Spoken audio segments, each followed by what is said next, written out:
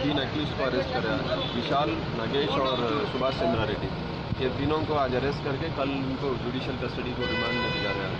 ये तीनों लोग भी, इसमें 2 लोग डायरेक्ट मर्डर में पार्टिसिपेट करे, एक विशाल का नाम का आदमी और राकेश रेड्डी। ये 2 लोग जिस दिन मर्डर हुआ था, ये दोनों लोग एक अपने गला घोट के मार दिए जयराम को।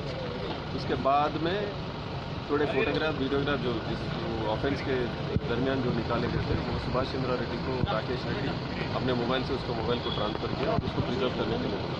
तो इतना सेंसिटिव मटेरियल वो प्रिजर्व करके पुलिस को नहीं बताने की वजह से उसको भी अरेस्ट किया, सुभाष चंद्रा रेड्डी। तो इन तीनों का अरेस्ट करके रिमांड को दिया। Thank you sir.